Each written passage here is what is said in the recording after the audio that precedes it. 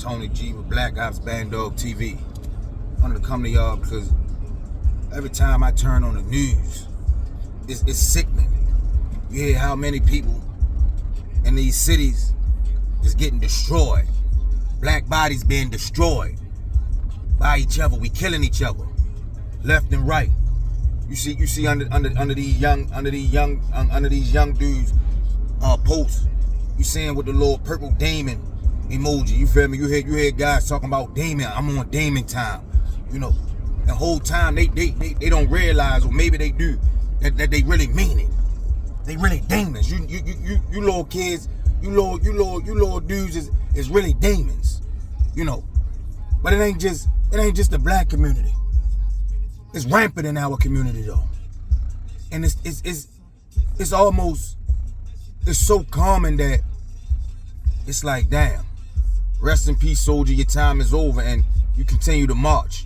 And that's not to say that the world's supposed to stop because someone or someone's has died. No, life goes on. We gotta keep living. That's, you know, the fact of the matter. But how long we gonna live in a society where our kids may not even make it to 15 and 16 years old because they so heavily influenced by something that really don't care about them? They so heavily influenced by an entity that can care less about them.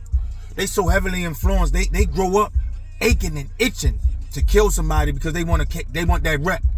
We are literally the monsters that we grew up watching, the Jason Voorhees and the Michael Myers.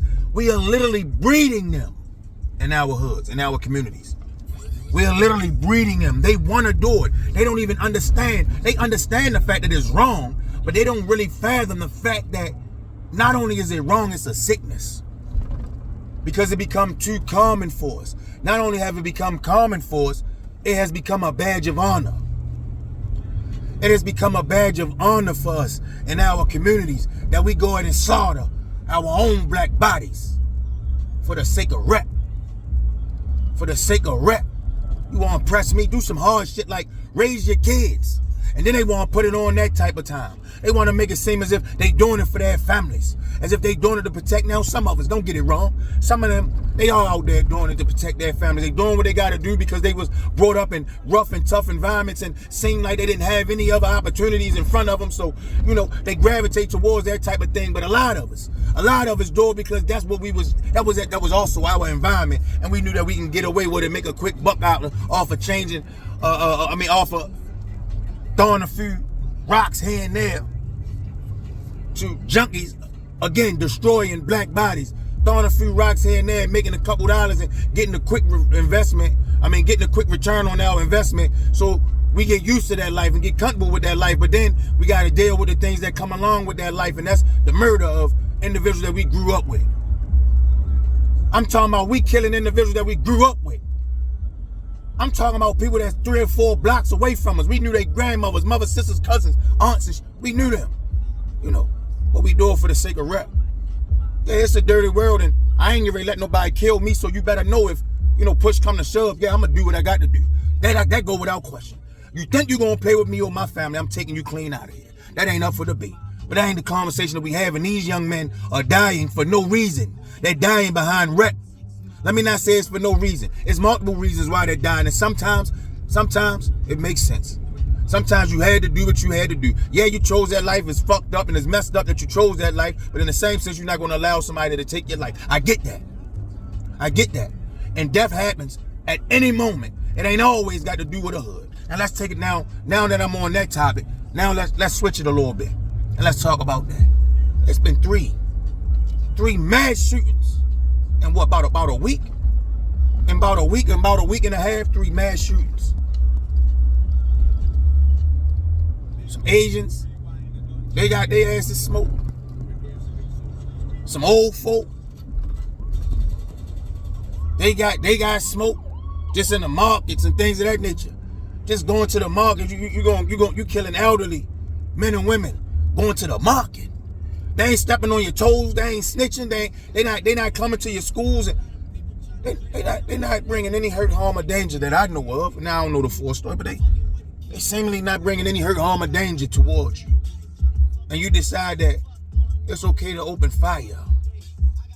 You get somebody with a sickness, a true illness, that decide that it's okay for me to go ahead and take these lives. Take these lives. You turn around, you have an 18-year-old kill his grandmother. Kill his grandmother. Huh? Kill his grandmother. Boy, got to be retarded. Kill his grandmother. And then turn around and go to the school and kill 18 kids. Go to a school and kill 18 kids that haven't even had an opportunity to get on demon time. Kids that haven't even had an opportunity to get on angel time. Kids that haven't had an opportunity to live their lives to become something more or less in their communities. And one teacher that had a duty and a responsibility to those kids, to teach them the best that they could, to prepare them the best that she could for a life where individuals kill you at the supermarket, for a life where individuals come to your school and kill you. It's a little hard to focus in class when you got to have, no, they no longer just have fire drills. There's no longer fire drills anymore. Now you got to have drills to see how to get away and how to duck, hide, and all that from a mass shooting. That's the society that we live in. And guess what? I ain't the one to tell you don't get no gun. No, I'm not the one to tell you don't get no gun. I believe that we need to arm ourselves. So don't look to me to be that individual. I believe that we ought to arm ourselves against these radical individuals out here seemingly killing for no reason. You start laying their asses down, things will be a little different. You take some good men, some hard men, that really put that smash down on some of these goofies. We'll start seeing things. We'll start seeing things change. But you got to put these hard men in these communities in front of these people. So to serve as an example. Serve as an example. It ain't about putting the guns down. It's about understanding when, where, and why to pick the guns up. Knowing what the purpose of it is for, to provide for your family, and you don't have to be a drug dealer or dope boy or street corner hustler to take care of your family. It is other opportunities out here. Is it hard for us to find those opportunities? Yes. Is it obstacles for us sometimes to find those opportunities? Yes. But that's why you you gravitate towards those men and women that you do have in your life that are in those different positions. You look to them because maybe they're able to put you in a better position. Sometimes, more often than not, it ain't about what you know. It's about who you know. They say that all the time. We got men and women in our community. We got hard men in our communities that's putting in work. We got hard men in our community that's tradesmen. They have jobs, that have their own businesses, that can point you in the right direction. But men, those men, it's the call of y'all to. You got to come step out into those communities. Be an example into those communities. Come out, be a football coach. Huh? Come getting some of these young men asses at an early age. Come getting some of their asses at an early age. And when I mean getting their ass, I mean really lay into them in terms of letting them know what it is to be yelled at. Letting them know what it is to be linked on. Let them know what it is to sometimes even be argued at and cussed at in front of their parents and all that. And it ain't to belittle or degrade them. It's to big them up. Build character. So you don't have to go through that. But then coaches, you got to realize that it's about development. That's what we missing. Yeah, we want them to be the top-notch ball player. We want them to be the top-notch ball player. But we really need to develop these young men. We really need to develop these young men, building leaders and creating kings by building a national development over generations. Building leaders and creating kings operation by building national development over generations. That's the importance of this.